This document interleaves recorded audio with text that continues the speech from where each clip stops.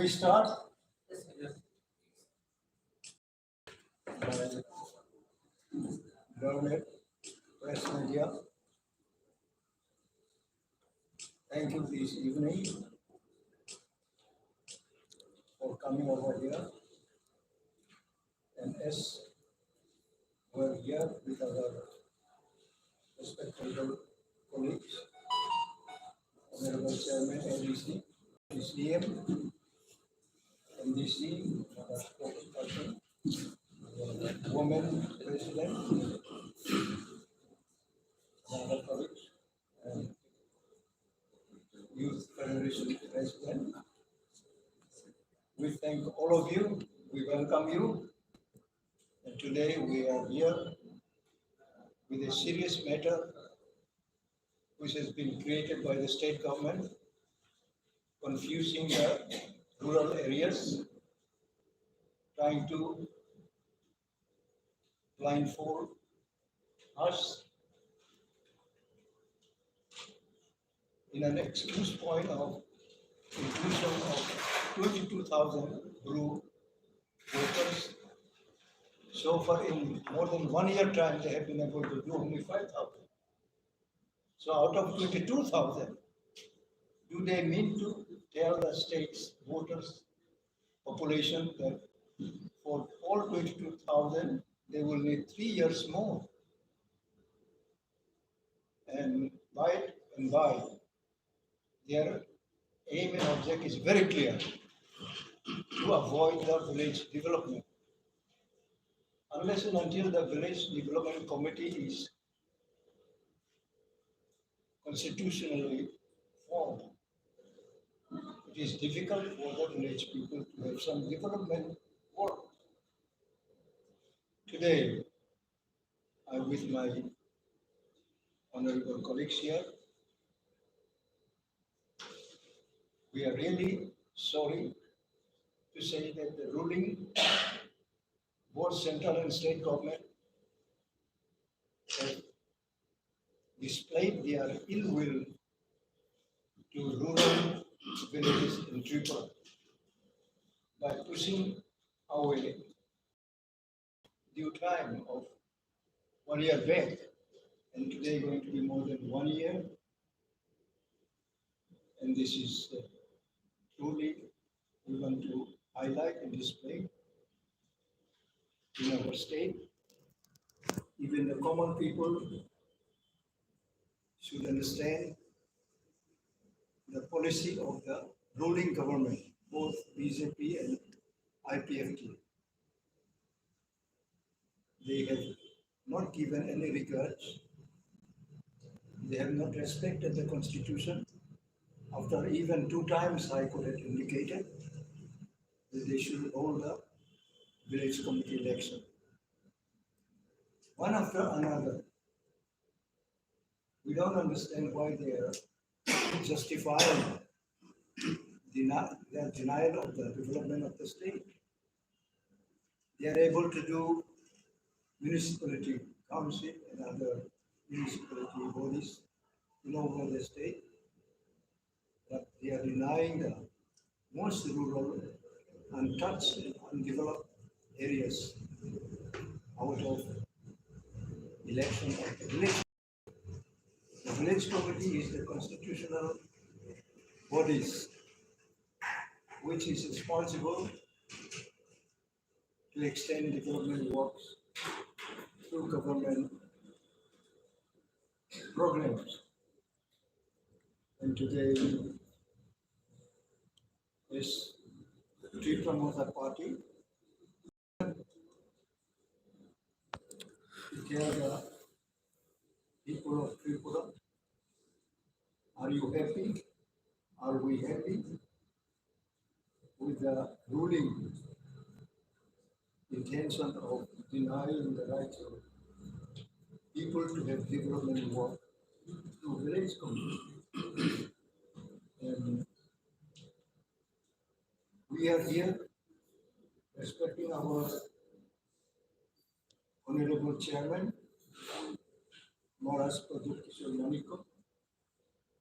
who had guided us and his pain, about his mindset also, that we should come together more and more unitedly.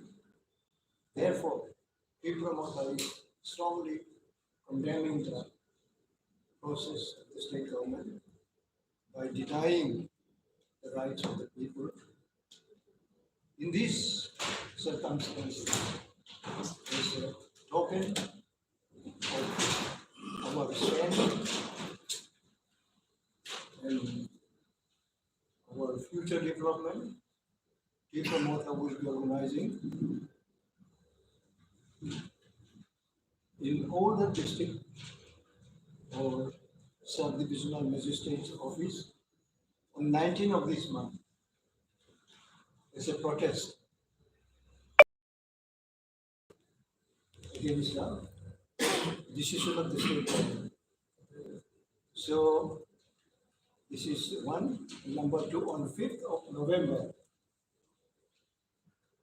we are making a grand gathering here in stable ground on 5th November, at least 1.5 lakhs supporters, workers of Tipra Motha will gather here, and we will tell the central and the state government, your role in connection with the development of the state is very negative. So today we are here. In short time, I will be handing over to our Deputy CM and our youth section, our Honorable Chairman ABC, and our Honorable President Women, those who will come here.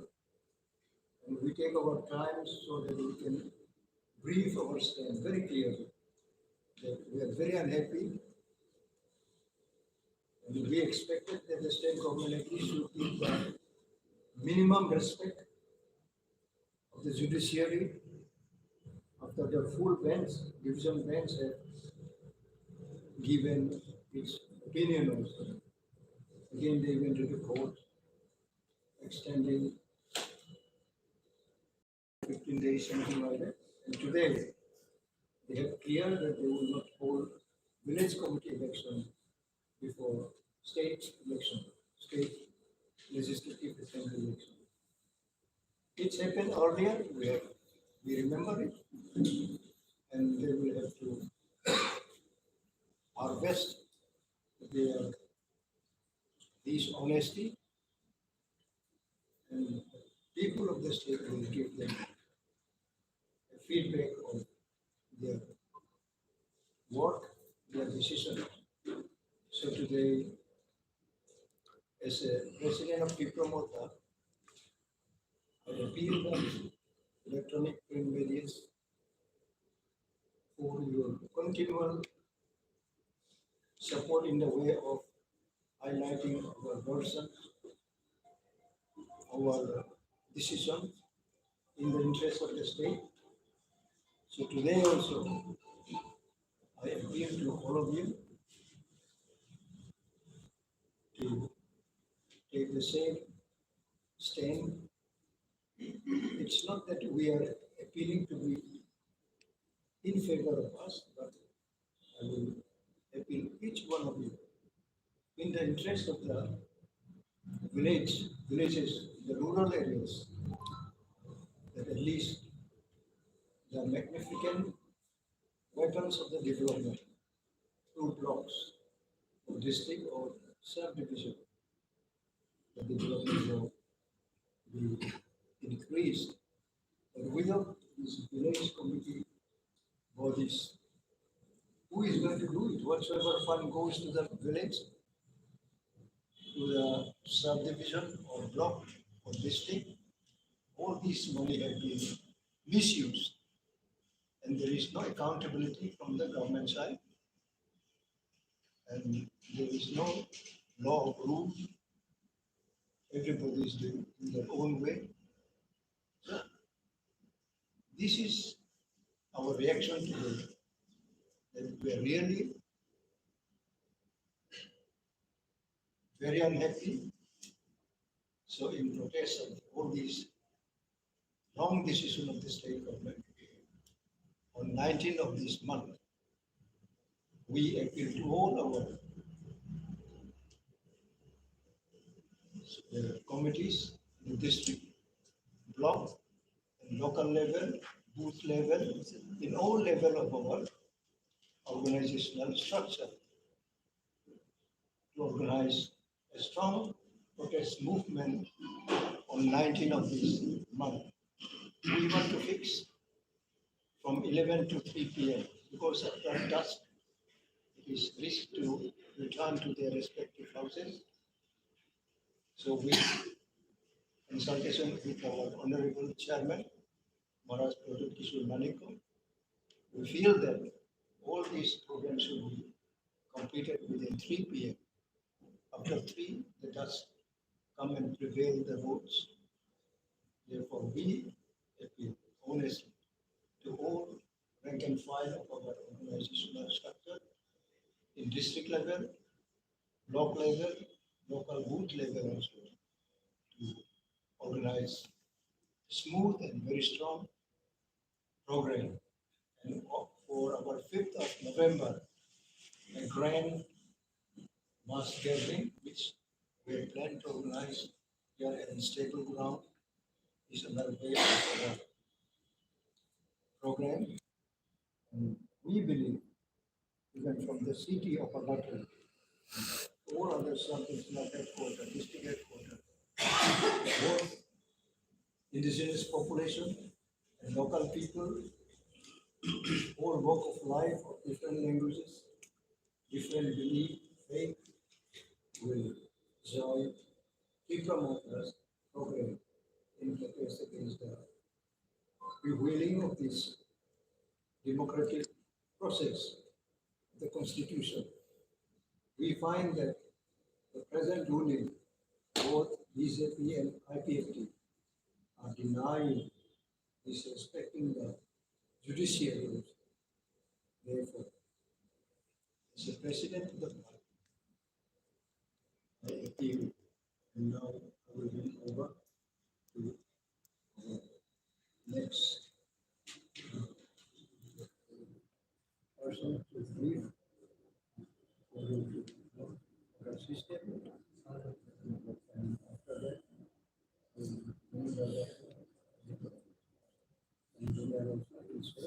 please.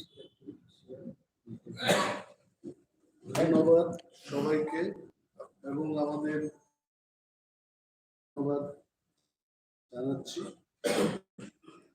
আজকের আমাদের যে press মিটটা, এই press মিটটার মূল বক্তব্য হবে গতকাল state election commission থেকে যে নোটিফিকেশন বেরিয়েছে, এই নোটিফিকেশনের বক্তব্যকে আমরা তীব্র প্রতিবাদ জানাচ্ছি এবং স্টেট গভর্নমেন্টের এহেন কাজকে আমরা নিন্দা জানাচ্ছি। রাজ্যের মানুষ জানেন যে ত্রিপুরা রাজ্যে 587টা ভিলেজ কমিটি আছে এবং এই ভিলেজ কমিটির ইলেকশন গত বছর অর্থাৎ 2021 7 তারিখ মার্চ থেকেই পেন্ডিং হয়ে পড়ে আছে এবং গত প্রায় 1.5 বছর ধরে এই ইলেকশন কবে হবে এডিসি এলাকার জনগণ সে অপেক্ষায় ছিলেন। আপনারা জানেন যে public interest litigation file case করে মাননীয় হাইকোর্টের দ্বারস্থ হয়েছেন 2 জন আইনজীবী, রাজেশ দেববর্মা এবং ডালিয়া দেববর্মা। তার পরিপ্রেক্ষিতে মাননীয় হাইকোর্ট রায় দিয়েছেন যে নভেম্বর 1st উইকের মধ্যে ভিলেজ কমিটির ইলেকশন যেন সম্পন্ন হয়। তার ফাঁকি দিয়ে আমরা দেখেছি যে একটা এনজিওর মাধ্যমে ব্লু ডিসপ্লেস ফ্যামিলির 21,700 সাম ভোটার্স, অর্থাৎ 22,000 কাছাকাছি ভোটারদের নথিভুক্ত করতে হবে ভোটার তালিকায়, তারপরে এই ইলেকশনটা যেন হয় তার আর্জি জানিয়েছেন একটা এনজিও সংস্থা। এবং সেখানে বলা হয়েছে, কোর্ট নির্দেশ দিয়েছেন যে এই ভোটারদের নথিভুক্ত করার পরে যেন ভিলেজ কমিটির ইলেকশনটা হয়।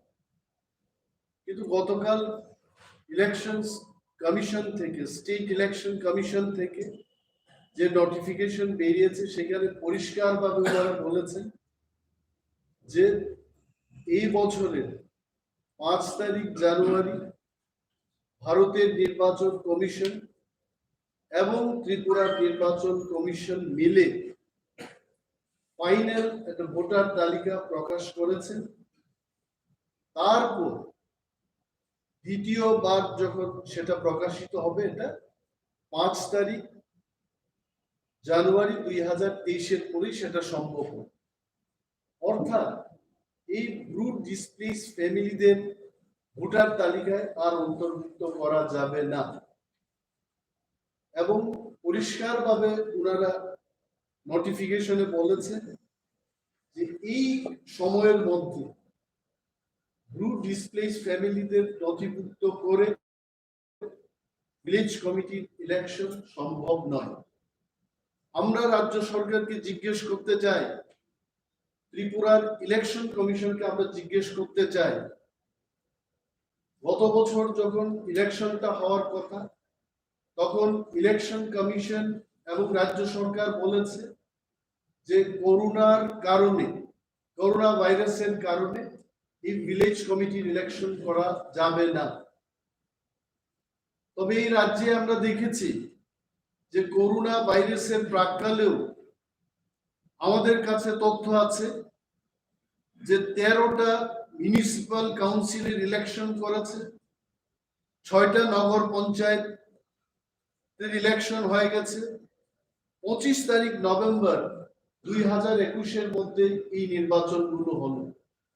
কিন্তু যখনই আমাদের টিপ্রা এলাকার ইলেকশন হবে তখন অনেকগুলো অজুহাত দেখিয়ে রাজ্য সরকার এবং ইলেকশন কমিশন চেষ্টা করছে যে এই ইলেকশন গুলো যেন না হয়। তার মূল লক্ষ্য হচ্ছে, আমরা জানি যে ত্রিপুরা রাজ্যের যে সরকার শুধু এই ইলেকশন দিয়েই নয়, এডিসি কে পঙ্গু করার চেষ্টা করা হচ্ছে।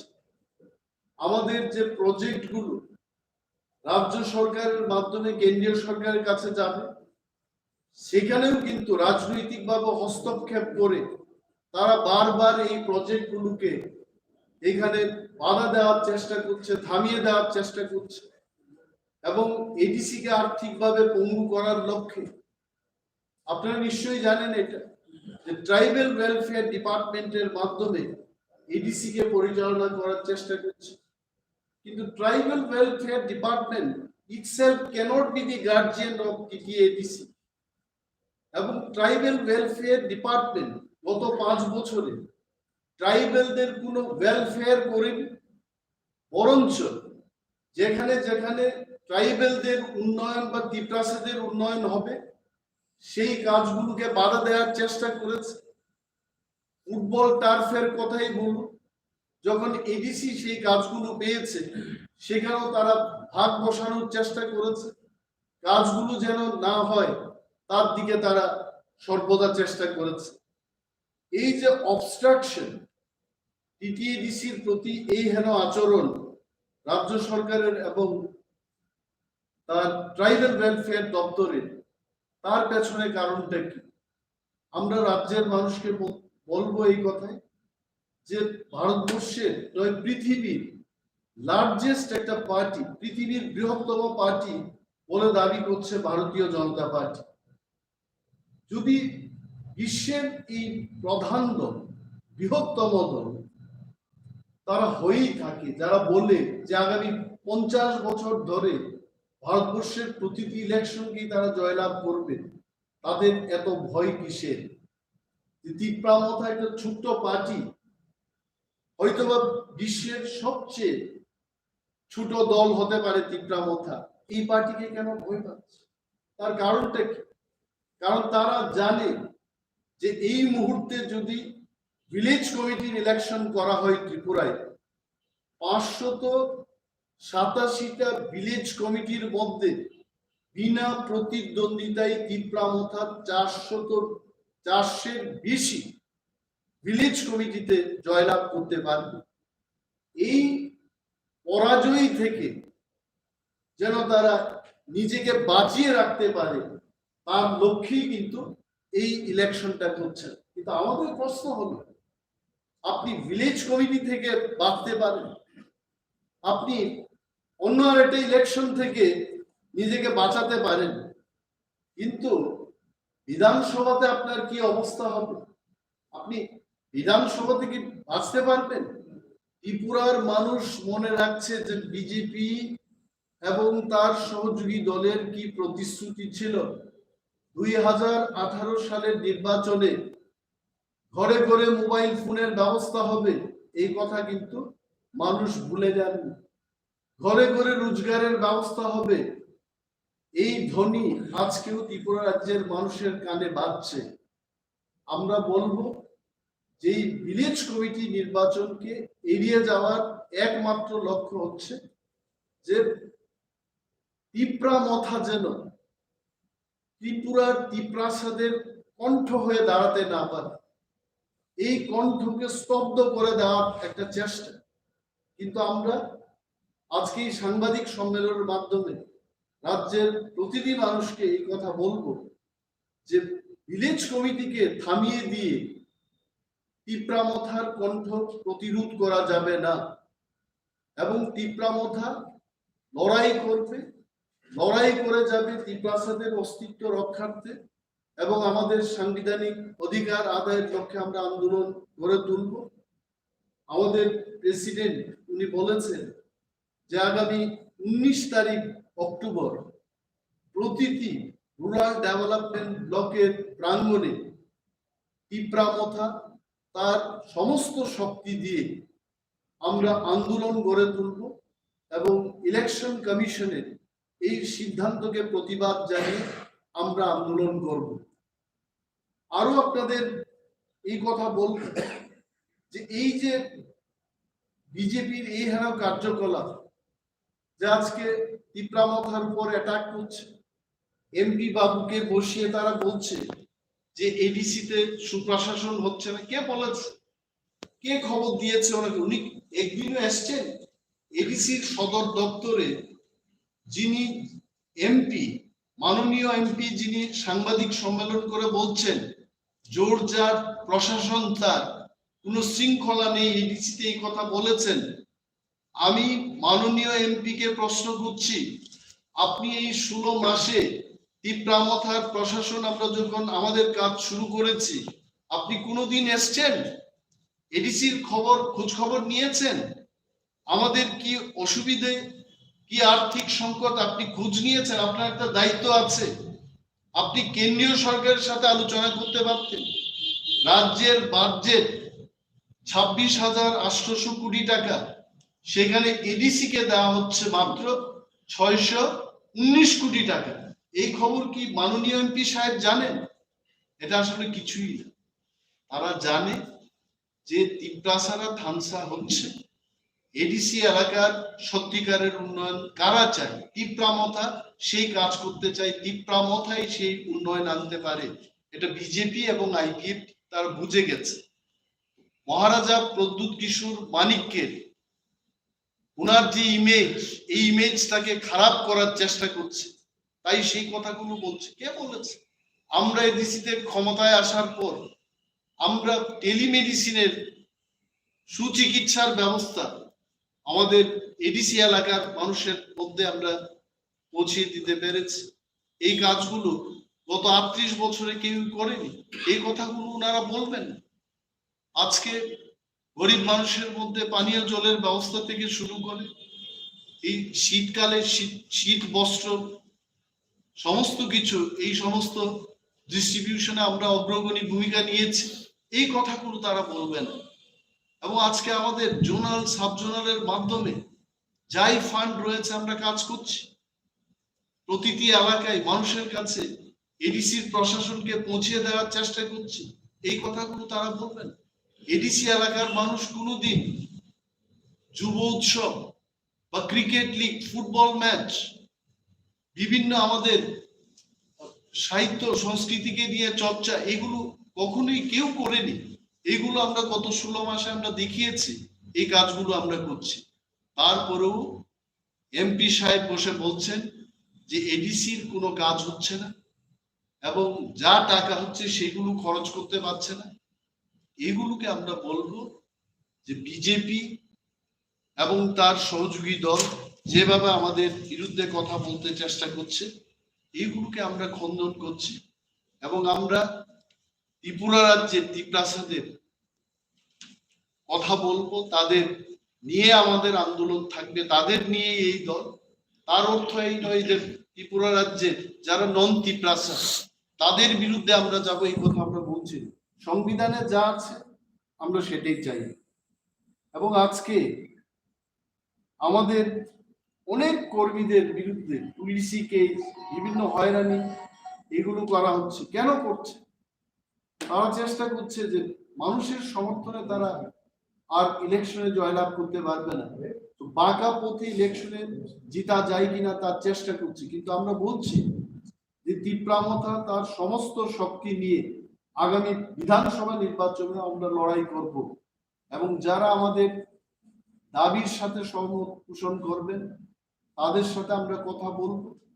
আমাদের সব সাথে যারা একমত হয়ে কাজ করার অঙ্গীকার দেবেন নিশ্চয়ই তাদের সাথে আমরা কাজ করব। রাজ্যের সমস্ত অংশের মানুষের কথা মাথায় রেখে ত্রিপুরা মথা আগামী নির্বাচনে ময়দানে নামবে। ত্রিপ্রাসাদের সাংবিধানিক অধিকার যেমন আমাদের কাছে গুরুত্ব রয়েছে, যারা ত্রিপ্রাসাদের বাইরে যারা অন্য সম্প্রদায়ের লোকজন রয়েছে তাদের স্বার্থ আমাদের চিন্তা ভাবনা থাকবে এবং রাজ্যের সমস্ত অংশের মানুষের প্রগতির জন্য ত্রিপুরা মথা কাজ করবে। কিন্তু বিজেপি এই হেন কার্যকলাপের মাধ্যমে তারা যাই চেষ্টা করছে এটা সফল হবে না। ত্রিপুরা মথা আন্দোলনমুখী হবে, আরো শক্তিশালী হবে। যত এইভাবে ত্রিপুরা মথাকে ধামা চাপা দেওয়ার চেষ্টা করবে, ত্রিপুরা মথা তত শক্তিশালী হয়ে আরো শক্তি দিয়ে ময়দানে নামবে এবং তাদের শাসক দলের লাভ হবে না, ক্ষতি হবে বলে আমরা মনে করি। এবং আপনাদের যদি কোনো প্রশ্ন থাকে, কোনো ধরনের যদি প্রশ্ন জিজ্ঞেস করতে হয় আমাদের